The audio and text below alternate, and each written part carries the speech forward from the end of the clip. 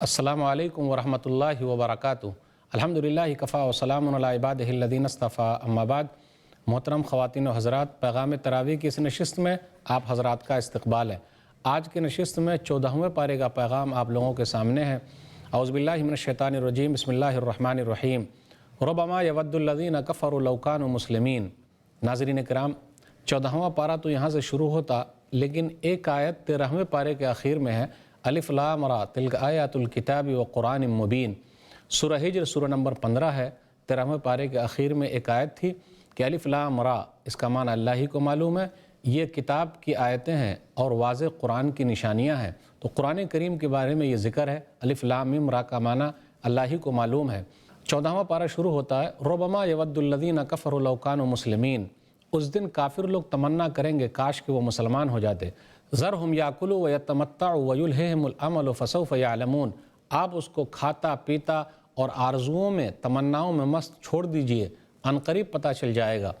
اس آیت سے یہ بھی پتہ چلتا ہے کہ جو لوگ رمضان کے مہینے میں روزہ نہیں رکھتے انہیں ڈرنا چاہیے، کل قیامت کے دن اللہ تعالیٰ پکڑ لے گا، سخت سزا دے گا، اس لیے توبہ استغفار کریں۔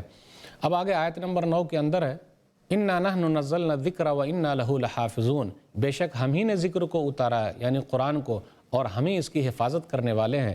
تو قرآن کریم کی حفاظت کی ذمہ داری اللہ نے لی ہے، اللہ اس کی حفاظت کر رہا ہے۔ آپ غور کریں، کتابوں کے ذریعے حفاظت ہو رہی ہے، سینوں کے ذریعے حفاظت ہو رہی ہے۔ اللہ تعالیٰ کس طریقے سے لوگوں کے دلوں میں ڈال دیتا ہے۔ آپ غور کر لیں، پوری دنیا سے قرآن کو نکال لیا جائے لیکن سینوں سے نکالا نہیں جا سکتا، دوبارہ اپنی اصلی حالت میں لے آئے گا۔ اس لیے اللہ سے دعا کریں، اللہ تعالیٰ ہم لوگوں کو قرآن سے جوڑ دے۔ قرآن کو پڑھیے، یہ پڑھنا بھی، اس پر عمل کرنا بھی حفاظت کا بہترین ذریعہ ہے۔ اب آگے اللہ تعالیٰ اپنی نشانیوں کا تذکرہ کرتا ہے۔ یہ سورہ مکی ہے، تو اللہ تعالیٰ توحید کا تذکرہ کرے گا، کچھ واقعات بتائے گا۔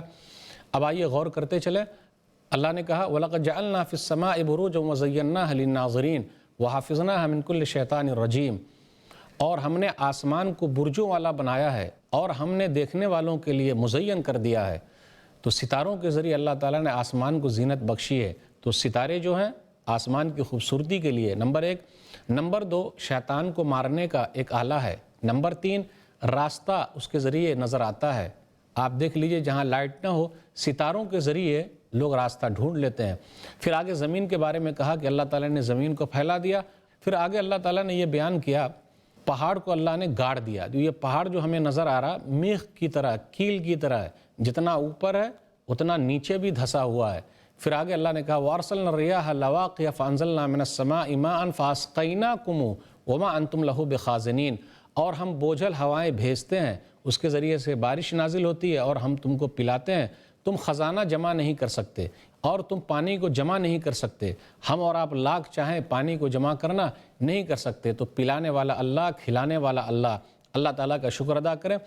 اب آگے آدم علیہ السلام کا اور ابلیس کا تذکرہ ہے۔ اللہ تعالیٰ نے ابلیس کو جب نکال دیا جنت سے تو اس نے اللہ سے مہلت مانگی۔ آیت نمبر 36، 37 اور 38 پر غور کیجئے۔ قال رب فانظرنی الی یوم یبعثون قال فانک من المنظرین الی یوم الوقت المعلوم۔ ابلیس نے یہ کہا، میرے رب مجھے تو قیامت تک کے لیے مہلت دے دے۔ رب نے کہا جا تجھے مہلت ہے۔ آپ غور کریں، دیکھیں، ابلیس نے اللہ سے مانگا، ڈائریکٹ اللہ سے مانگا، اللہ سے دعا کی۔ تو کیا ہم اور آپ ڈائریکٹ نہیں کر سکتے؟ اللہ جب ابلیس کی دعا کو سن سکتا ہے تو کیا ہم اور آپ ابلیس سے زیادہ گناہ گار ہیں؟ اللہ ہماری نہیں سنے گا؟ میرے بھائیو، یہ دھوکہ ہے۔ اللہ سب کی سنتا ہے، سنانے والا چاہیے۔ ابلیس کی جب سن لیا تو اللہ تعالیٰ نے اس کو مہلت دے دی، اور ابلیس نے ڈائریکٹ اللہ کو پکارا۔ تو ڈائریکٹ اللہ سے مانگیے، اللہ سنتا ہے، سنانے والا چاہیے۔ ابلیس نے یہ نہیں کہا کہ اے اللہ تیرے نزدیک آدم محبوب ہیں، پیارے ہیں، میں اس کے ذریعے سے تجھے مانگتا ہوں، میں ان کے ذریعے سے تیرے سامنے سوال کرتا ہوں، تو مجھے مہلت دے دے۔ نہیں، غور کرنے کی بات ہے۔ لیکن اللہ کے جو نیک بندے ہیں اس پر ابلیس کا بس نہیں چلے گا۔ اب آگے ذکر ہو رہا ہے کہ جہنم میں 7 دروازے ہیں۔ اب اس کے بعد ابراہیم علیہ السلام کے مہمان کا تذکرہ ہے۔ مہمان وہی جو خوشخبری سنانے کے لیے آئے تھے کہ آپ کو بیٹا ہوگا، بیٹے کے بعد پوتا ہوگا۔ ابراہیم علیہ السلام مہمان کے لیے بھنا ہوا بچڑا لے کر آ گئے، تندرست تھا، لیکن وہ نہیں کھائے کیونکہ وہ فرشتے ہیں۔ لوط علیہ السلام کی قوم کو برباد کرنے کے لیے آئے تھے، عذاب دینے کے لیے آئے تھے۔ پھر آگے بیان کیا جا رہا ہے کہ اصحاب ایکا نے، باغ والوں نے، گھنے درختوں والوں نے جھٹلایا۔ یہ شعیب علیہ السلام کی بستی والوں کا تذکرہ ہے۔ پھر آگے کہا وَلَقَدْ كَذَّبَ أَصْحَابُ الْحِجْرِ الْمُرْسَلِينَ، اور اصحاب ہجر نے اور ہجر والوں نے رسولوں کو جھٹلایا۔ ہجر والے کون ہیں؟ یہ ہجر والے سے مراد صالح علیہ السلام کی قوم سمود ہے۔ غزوہ تبوک اور مدینہ کے درمیان ان کا علاقہ پڑتا ہے۔ نبی صلی اللہ علیہ وسلم جب تبوک جا رہے تھے تو بستی سے تیزی سے گزر گئے۔ اس کو مدائن صالح کے نام سے جانتے ہیں، اور جہاں وہ لوگ رہتے تھے اس کے قریب ہی سعودی عرب کے اندر العلا نام کا ایک بڑا شہر آباد ہے۔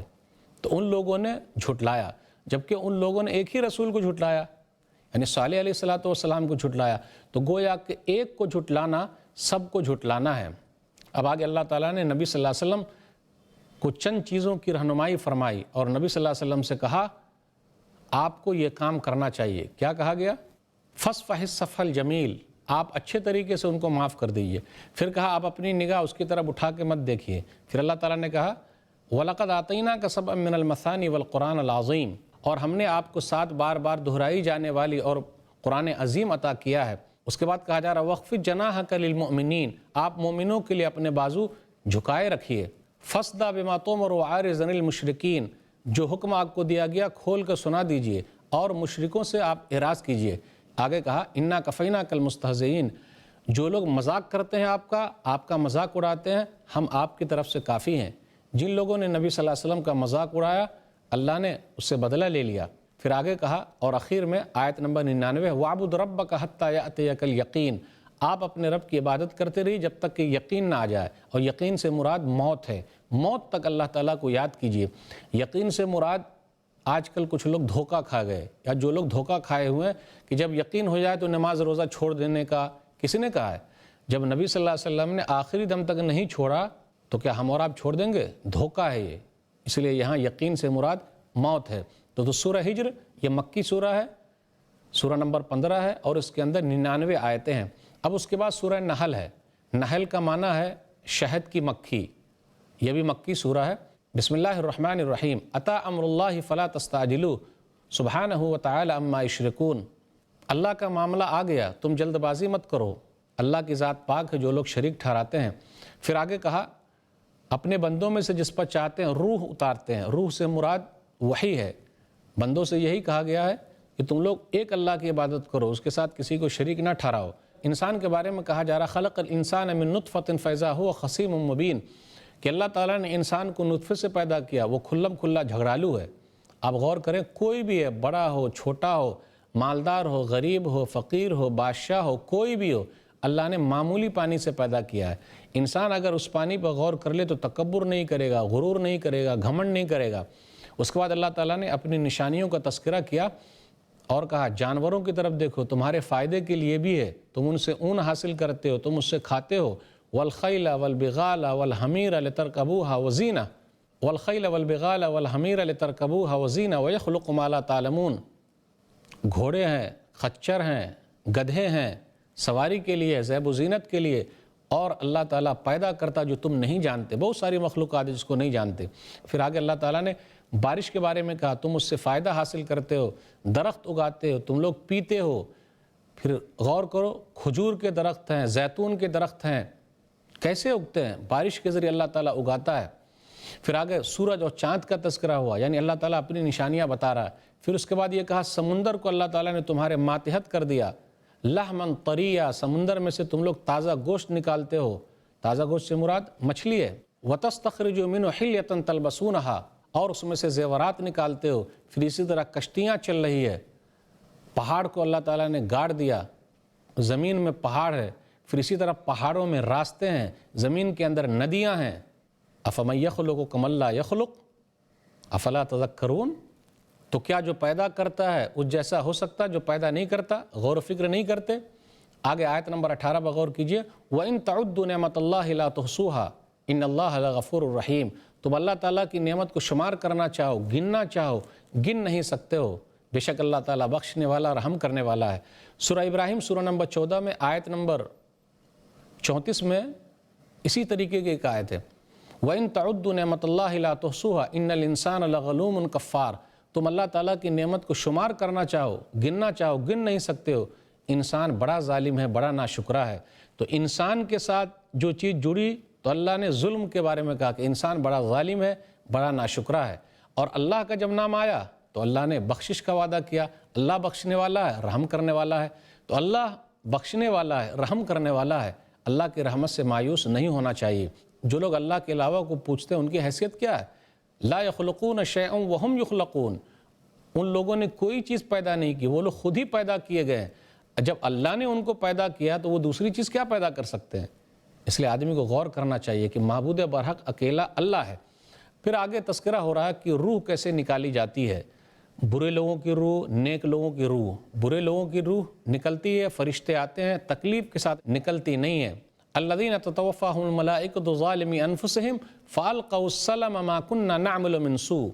تو وہ لوگ کہتے ہیں کہ اب ہم اسلام لے آئے، تو روح نکلتے وقت اسلام لانا کوئی فائدہ مند نہیں ہے۔ الذین تتوفاہم الملائکۃ الطیبین یقولون سلام علیکم ادخلوا الجنۃ بما کنتم تعملون۔ نیک لوگوں کے پاس فرشتے آتے ہیں اور کہتے ہیں سلامتی ہو، جاؤ جنت میں داخل ہو جاؤ جو تم نیک عمل کرتے تھے۔ ناظرین اکرام، سامعین اکرام، دعا کریں ایسے فرشتے ہمارے پاس آئے، نیک فرشتے آئے، اچھے فرشتے آئے، تاکہ ہمارا داخلہ آسانی کے ساتھ جنت کے اندر ہو جائے۔ اللہ ہم سب کو جنتی بنا دے، آمین۔ جہنم سے اللہ تعالیٰ دور رکھے، آمین۔ اب اس کے بعد تذکرہ ہو رہا ہے آیت نمبر 36 میں، وَلَقَدْ بَعَثْنَا فِي كُلِّ أُمَّةٍ رَسُولًا أَنِ اعْبُدُوا اللَّهَ وَاجْتَنِبُوا الطَّاغُوتَ۔ اور ہم نے ہر امت کے اندر رسول بھیجا، پیغام کیا تھا؟ ایک اللہ کی عبادت کرو اور بتوں کی پوجا سے دور رہو۔ اس کے بعد اللہ تعالیٰ نے یہ ذکر کیا آیت نمبر 43 میں، فَاسْأَلُوا أَهْلَ الذِّكْرِ إِن كُنتُمْ لَا تَعْلَمُونَ۔ سوال کرو، پوچھو ان سے جن کے پاس علم ہے اگر تم نہیں جانتے۔ تو جو جس چیز کا جانکار ہو اس سے پوچھنا چاہیے، شرمانے کی کوئی بات نہیں ہے، پوچھنے سے علم بڑھتا ہے۔ پھر آگے کہا وَأَنزَلْنَا إِلَيْكَ الذِّكْرَ لِتُبَيِّنَ لِلنَّاسِ مَا نُزِّلَ إِلَيْهِمْ وَلَعَلَّهُمْ يَتَفَكَّرُونَ۔ آیت نمبر 44 میں، اور ہم نے آپ کے اوپر ذکر یعنی قرآن اتارا ہے تاکہ آپ لوگوں کو واضح کر کے بتا دیں، لوگوں کو سمجھا دیں، شاید کہ وہ لوگ سمجھ جائے۔ تو نبی صلی اللہ علیہ وسلم قرآن پہنچانے والے ہی نہیں ہیں بلکہ قرآن بتانے والے بھی ہیں، قرآن سمجھانے والے بھی ہیں۔ تو جو لوگ اپنے آپ کو اہل قرآن کہتے ہیں وہ منکرین قرآن ہیں، کیونکہ نبی صلی اللہ علیہ وسلم کا کام صرف قرآن پہنچانا نہیں تھا بلکہ قرآن کو سمجھانا بھی تھا، اور قرآن کو سمجھانا حدیث کے ذریعے ملتا ہے۔ میں آپ سے پوچھتا ہوں، قرآن میں کہاں لکھا ہوا ہے کہ ظہر کی 4 رکعت نماز ہے، عصر کی 4 رکعت نماز ہے؟ کہاں لکھا ہوا ہے؟ میرے بھائیوں، ایسے لوگوں سے دور رہیے جو یہ کہتے ہیں قرآن ہمارے لیے کافی ہے۔ نبی صلی اللہ علیہ وسلم کے بغیر ہم اور آپ قرآن کو سمجھ ہی نہیں سکتے، اور نبی صلی اللہ علیہ وسلم کی بات حدیث ہے۔ آگے اللہ تعالیٰ نے اپنی نشانیوں کا تذکرہ کیا، سائے بھی اللہ کی نشانیوں میں سے ہے، سب لوگ اللہ تعالیٰ کو سجدہ کر رہے ہیں۔ پھر آگے کہا وقال اللہ لا تتخذوا الہین اثنین انما هو الہ واحد فایای فرہبون۔ اور اللہ نے کہا تم لوگ 2 اللہ نہ بناؤ، ایک اندھیرے کا ایک اجالے کا، جی نہیں، اکیلا اللہ ہے۔ اس کے بعد مشرکین مکہ کا تذکرہ ہو رہا ہے کہ وہ لوگ اللہ کے لیے بیٹیاں بنا رہے، خود کے لیے بیٹے، اور جب ان کو کہا جاتا کہ بیٹی پیدا ہوئی تو ان کی حالت کیا ہو جاتی تھی؟ وَإِذَا بُشِّرَ أَحَدُهُم بِالْأُنثىٰ ظَلَّ وَجْهُهُ مُسْوَدًّا وَهُوَ كَظِيمٌ يَتَوَارَىٰ مِنَ الْقَوْمِ مِنْ سُوءِ مَا بُشِّرَ بِهِ أَيُمْسِكُهُ عَلَىٰ هُونٍ أَمْ يَدُسُّهُ فِي التُّرَابِ أَلَا سَاءَ مَا يَحْكُمُونَ۔ وہ چھپا پھرتا، اپنے آپ کو دھسا لیتا، بری چیز کی خبر دی گئی ہے۔ بھئی بیٹا بیٹی دینے والا اللہ ہے۔ آج بھی کچھ لوگ ایسے ہیں، پہلا بیٹا ہونا چاہیے، اگر لگاتار 2-3 بیٹی ہو گئی تو بیوی کو طلاق، اچھا، اور لگاتار اگر 3-4 بیٹے ہو گئے تو شوہر کو طلاق، چلے گا کہا؟ جی نہیں۔ تو کیا بیوی چھوڑ دے اپنے شوہر کو؟ بھئی ہاتھ میں نہیں ہے ان کے، اللہ کے ہاتھ میں، بیٹا دیتا، بیٹی دیتا، کسی کو بانجھ بنا دیتا ہے۔ پھر آگے کہا آیت نمبر 61 میں کہا وَلَوْ يُؤَاخِذُ اللَّهُ النَّاسَ بِظُلْمِهِمْ مَا تَرَكَ عَلَيْهَا مِن دَابَّةٍ وَلَكِنْ يُؤَخِّرُهُمْ إِلَىٰ أَجَلٍ مُّسَمًّى۔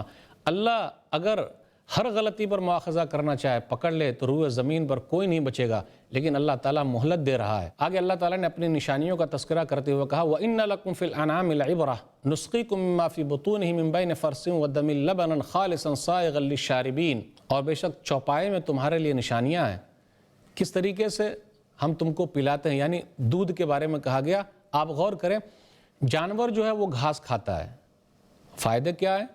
اسی گھاس کے ذریعے دودھ بھی بن رہا ہے، خون بھی بن رہا ہے، گوبر بھی ہے۔ آپ غور کریں، دودھ تھنوں میں چلا جاتا ہے، خون رگوں میں بھاگ رہا ہے اور پیشاب پیخانہ جو ہے خاص جگہ سے نکل جاتا ہے، لیکن دودھ میں کیا خون کی ملاوٹ ہے؟ کیا دودھ میں آپ کو پیشاب کی کبھی بدبو آ رہی ہے؟ جی نہیں، ایسا دودھ ہے پیشاب کی بدبو آ رہی۔ کون کر رہا ہے؟ کون نظام کو چلا رہا ہے؟ تو اللہ کی نشانیوں میں سے کیسا نظام اللہ تعالیٰ نے جانوروں میں رکھا ہے، دودھ پی رہا ہے، آسانی سے نیچے چلا جا رہا ہے۔ پھر آگے ذکر ہے شہد کی مکھی کے بارے میں اور شہد کے بارے میں، آیت نمبر 68 اور آیت نمبر 69 میں ہے وَأَوْحَىٰ رَبُّكَ إِلَى النَّحْلِ أَنِ اتَّخِذِي مِنَ الْجِبَالِ بُيُوتًا وَمِنَ الشَّجَرِ وَمِمَّا يَعْرِشُونَ ثُمَّ كُلِي مِن كُلِّ الثَّمَرَاتِ فَاسْلُكِي سُبُلَ رَبِّكِ ذُلُلًا۔ اور آپ کے رب نے شہد کی مکھی کی طرف الہام کیا اور اس سے کہا چھتے بناؤ۔ وہ چھتے بناتی ہے، دور دور تک چلی جاتی ہے، پھر واپس آ جاتی ہے، رس چوس کے لاتی ہے، شہد تیار کر رہی ہے۔ آپ غور کریں، موم بھی اس سے بنتا ہے، شہد بھی تیار ہو رہا ہے۔ شہد لوگوں کے لیے فائدہ مند ہے، فیہ شفاء للناس، اس میں لوگوں کے لیے شفا ہے، بیماری کا علاج ہے۔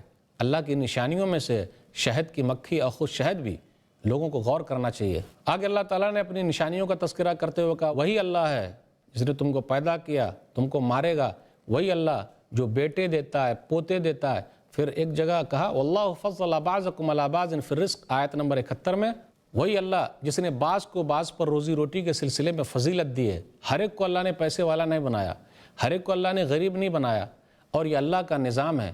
ایسا نہیں کہ اللہ خوش ہے تو پیسہ دے دیا، اللہ ناراض ہے تو لے لیا، جی نہیں، اللہ کسی کو دے کر آزماتا ہے، کسی کو نہ دے کر آزماتا ہے۔ آیت نمبر 74 میں کہا گیا فَلَا تَضْرِبُوا لِلَّهِ الْأَمْثَالَ إِنَّ اللَّهَ يَعْلَمُ وَأَنْتُمْ لَا تَعْلَمُونَ، کہ تم لوگ اللہ تعالیٰ کے لیے مثالیں مت دو، اللہ جانتا ہے تم نہیں جانتے۔ اس لیے یہ کہنا کہ اللہ کا نظام دنیا کے نظام کی طرح چلتا ہے صحیح نہیں ہے۔ مثالیں دینا کہ اچھا یہ بتائیے آپ جج کے پاس بغیر وکیل کے چلے جائیے گا، بات تو صحیح ہے۔ چھت پر بغیر سیڑھی کے چلے جائیے گا، بات بالکل صحیح ہے۔ اچھا پردھان منتری تک، وزیر اعظم تک آپ بغیر سورس کے چلے جائیے گا، بھیا آپ کی بات بالکل صحیح ہے، لیکن اللہ کے لیے یہ نظام سیٹ نہیں ہوتا، اس لیے کچھ لوگ چونا لگا دیتے۔ اسی طریقے سے اللہ کے پاس بغیر ولی کے نہیں جا سکتے۔ کہاں لکھا ہوا ہے؟ بھائی جج کو نہیں معلوم ہے یہ کیس کیسا ہے، اس لیے وکیل صاحب بتاتے۔ جج اور وکیل دونوں ایک دوسرے کے محتاج ہیں، تو کیا نعوذ باللہ اللہ تعالیٰ بھی ولی صاحب کے محتاج ہے؟ یہ عقیدہ رکھنا، مثالیں دینا صحیح نہیں ہے۔ ایسی مثالوں سے دور رہیے، اللہ منع کرتا۔ آگے اللہ نے کہا واللہ اخرجکم من بطون امہاتکم لا تعلمون شیئا وجعل لکم السمع والابصار والافئدہ لعلکم تشکرون، وہی اللہ جو تمہارے ماؤں کے پیٹ سے تم کو نکالا ہے۔ پھر اسی طرح آگے کہا کان آنکھ دل دیے شاید کہ اللہ کا شکر ادا کرو۔ آگے کہا اولم یروا الی الطیر مسخرات فی جو السماء ما یمسکہن الا اللہ، پرندوں کو دیکھو آسمان میں اڑ رہے ہیں، کون ہے تھامے ہوئے؟ اللہ کے علاوہ کوئی ہے اس کو تھامنے والا؟ آیت نمبر 80 میں کہا واللہ جعل لکم من بیوتکم سکنا، وہی اللہ جس نے تمہارے لیے گھر کو سکون کا ذریعہ بنایا۔ آپ غور کر لیں، جن کے پاس خود کا مکان ہو، تھکا ہارا آئے گھر کے اندر آرام سے سو جاتا ہے، ٹینشن ختم، لیکن جو بیچارے کرائے پر رہتے ہیں، ہر سال بھاگتے رہتے ہیں، کتنی پریشانی اٹھاتے، اس لیے گھر کو کہا گیا سکون کا ذریعہ ہے، اور گھر والی بھی سکون کا ذریعہ ہے، اس لیے اس کو اہمیت دینی چاہیے۔ پھر آگے اللہ تعالیٰ نے کہا چوپائے ہیں، پھر پہاڑ کے اندر کھو ہیں، پہاڑوں کے اندر اللہ نے کھو بنائے، غار بنائے، پھر اسی طرح زرہیں ہیں، قمیص ہے، کرتے ہیں، یہ سب اللہ کی نشانیوں میں سے۔ غور تو کرو، آدمی غور کرے گا ایک اللہ کو پالے گا۔ اس کے بعد آگے بیان کیا جاتا ہے ان اللہ یامر بالعدل والاحسان وایتاء ذی القربى وینہی عن الفحشاء والمنکر والبغی یعظکم لعلکم تذکرون، آیت نمبر 90 میں ہے کہ اللہ تعالیٰ عدل کا، احسان کا، رشتہ داروں کو دینے کا حکم دیتا ہے، پھر اسی طرح برائیوں سے روکتا ہے۔ آگے آیت نمبر 96 میں ہے ما عندکم ینفد وما عند اللہ باق، تمہارے پاس جو کچھ ہے وہ ختم ہو جائے گا اور اللہ کے پاس جو کچھ ہے وہ باقی رہنے والا ہے۔ آیت نمبر 97 میں ہے من عمل صالحا من ذکر او انثی وهو مؤمن فلنحینہ حیاۃ طیبہ ولنجزینہم اجرہم باحسن ما كانوا یعملون، جو کوئی بھی نیک عمل کرے چاہے مرد ہو یا عورت، ہم ان کی زندگی اچھی بنا دیں گے اور جو وہ عمل کرتے تھے بہترین بدلہ دیں گے۔ آپ غور کریں، جب تک عمل ہی نہیں کیجیے گا فائدہ کیسے ہوگا؟ اللہ کی رحمت ملے گی کیسے؟ لوگ کہتے ہیں بھائی اللہ بخشنے والا، رحم کرنے والا، یاد رکھیے گا ایمان کے ساتھ عمل بھی ضروری ہے۔ دنیاوی معاملے میں ہم اور آپ کیوں نہیں کہتے بغیر محنت کے سیٹ بن جائیں گے؟ تو آخرت بھی بغیر محنت کے نہیں ملے گی، جنت میں داخلہ بھی بغیر محنت کے نہیں ہے، عمل کرنا ضروری ہے۔ آیت نمبر 103 پر غور کیجئے وَلَقَدْ نَعْلَمُ أَنَّهُمْ يَقُولُونَ إِنَّمَا يُعَلِّمُهُ بَشَرٌ لسان الذی یلحدون الی اعجمی وہذا لسان عربی مبین۔